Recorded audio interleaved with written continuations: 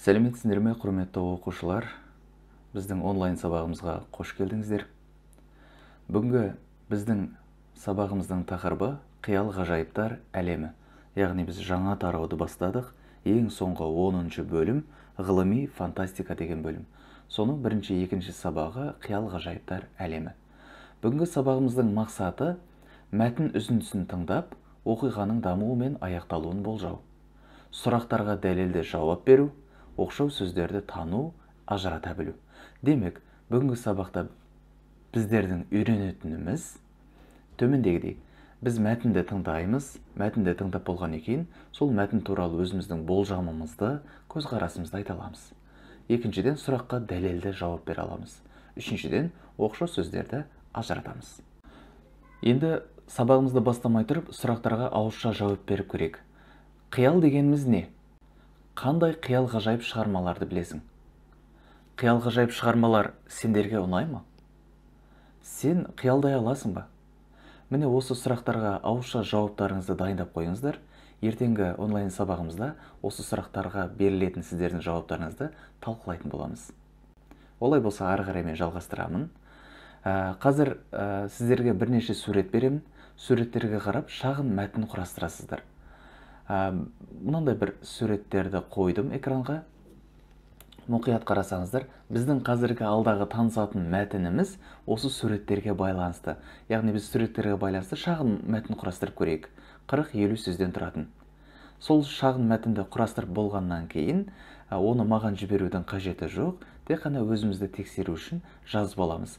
Қазір видеоны паузаға қойып, біз осы суреттерге ортақ бір шағын мәтін құрастыруымыз керек. Олай болса, кеттік.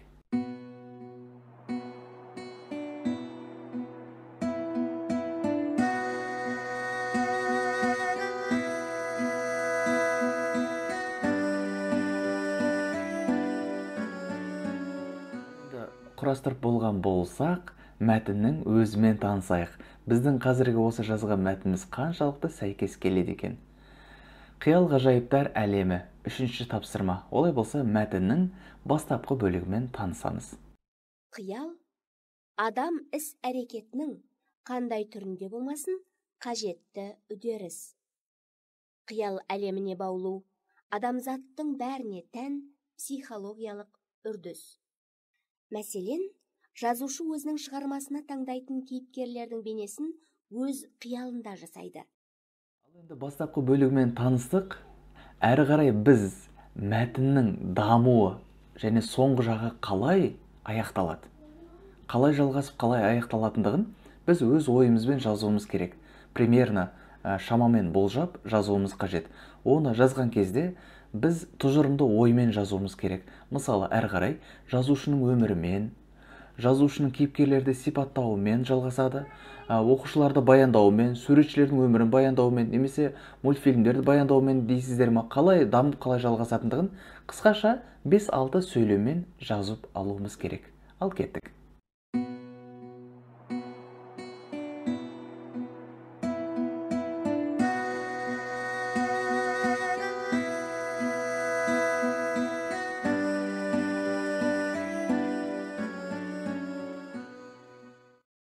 Құрметті оқушылар, өзіміздің болжамымызды, яғни мәтіннің қалай жалғасатынын, қалай аяқталатынын жазып болған болсақ, онда мәтіннің өзімен танысайық. Салыстырып көрейік, қаншалықты біздің жазған ойымыз сәйкес келді екен. Қиял адам іс-әрекетінің қандай түрінде болмасын, қажетті үдеріс. Қиял әлеміне баулу адамзаттың бәріне тән психологиялық үрдіс. Мәселен, жазушы өзінің шығармасына таңдайтын кейіпкерлердің бейнесін өз қиялында жасайды. Суретші салайын деген суретін ойша көз алдына келтіреді, яғни қиялдайды. Ал оқытушы сабаққа дайындалған кезде оқушыларды қалай тыңдайтынын, олардан қалай нені сұрайтынын, олардың қалай жауап беретіндерін елестетеді. Тәрбие жұмысын жүргізе отырып, педагог ойша белгілі бір психикалық қасиеттері бар адам бейнесін жасайды және соны оқушысынан көргісі келеді. Көркем шығарманы оқығанда, не болмаса, Мазмұнын айтқанда оқушы шығармадағы оқиғаны ойша елестетеді.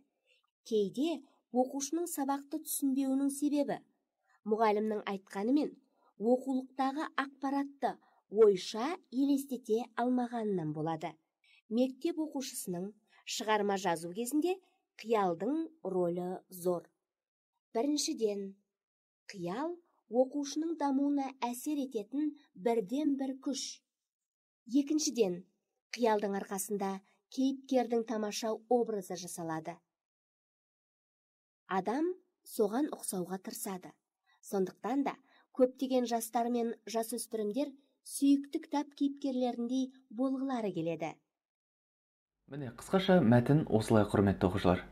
Ендеше мәтінмен таныссақ, осы мәтінге қатысты сұрақтарға дәлелді түрде жауап берейік. Қазір мен сіздерге сұрақтар беремін. Сол сұрақтарға мәтіннен дәлелдер келтіре отырып, біз жауап беруіміз керек. Қиял адамға қалай әсер етеді? Неліктен қиялдау маңызды? Мектеп оқушысы не үшін қиялдауы керек? Неге адамдар кітаптағы кейіпкерлерге ұқсағысы келеді?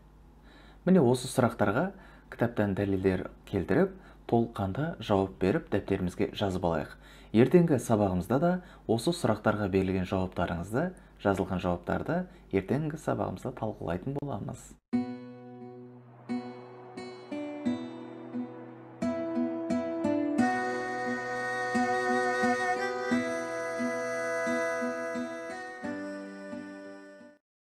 Енді осы мәтіннен оқшау сөздерді тауып көрейікші.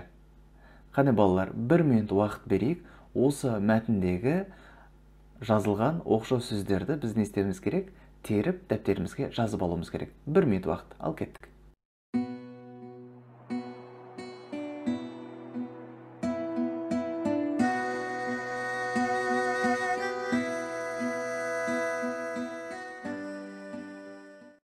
Ал енді, құрметті оқушылар, оқшау сөздерді тапқан болсақ, онда жауаптарымызды салыстырып көрейік. Мәселен, жазушы өзінің шығармасына таңдайтын кейіпкерлердің бейнесін өз қиялында жасайды. Бұл сөйлемде әрине мәселен деген сөз оқшау сөз болып тұр, өзінің ойын білдіріп тұр. Яғни қиялдайды. Бұл сөйлемде де яғни деп өз ойын пікірін білдіріп тұр. Бұл да оқшау сөз. Келестен біріншіден және екіншіден деген сөздер мына сөйлемнің басындағы келіп тұрған. Бұлар да өздерінің ойын білдіру арқылы оқшау сөз болып тұр. Яғни оқшау сөздің ішіндегі, анығырақ айтсақ, қыстырма сөз. Міне осылайша біз мәтіннен оқшау сөздерді таптық. Жалпы сабағымыздың соңында бекіту ретінде тағы да қорыта айта кетейік. Біз бүгінгі сабақта нені білдік, нені үйрендік? Мәтінге болжам жасап көрдік, салыстырып көрдік өзіміздің болжамымызды мәтінмен. Негізгі ойды таптық. Осы мәтін туралы негізгі ойымызды, жалпы мәтінде не туралы айтылғандығын келесі сабақта сіздерден жеке-жеке сұрайтын боламын ертеңгі сабағымызда. Сұрақтарға дәлелді жауап бердік. Оны да ертеңгі сабағымызда салыстырып жауаптарыңызды тыңдайтын боламын. Оқшау сөздерді ажыраттық, Міне біздің үйренгеніміз осылар. Ендеше, құрметті оқушылар, сіздерге үй тапсырмасын берейін. Үй тапсырмасы өте қызықты. Кітаптағы 6-шы тапсырма 172-ші бетте. Өздерің білесіңдер. Ол тапсырманы қалай орындайсыңдар? Еріктеріңе бердім. 1. Мәтінді оқып шығып, мәтінге қатысты фантастикалық сурет салуға да болады. Мәтінді оқып шығып, әрі қарай жалғастырып, дамытып жазуыңа да болады. Мәтінді оқып шығып, видео ақпарат түсірсең де болады. Мәтінді оқып шығып, түсіндіріп, слайд жасасаң да болады. Немесе Инстаграмға пост жазсаң да болады. Вайн түсіруіңізге болады. Қысқасы, еркін тапсырма.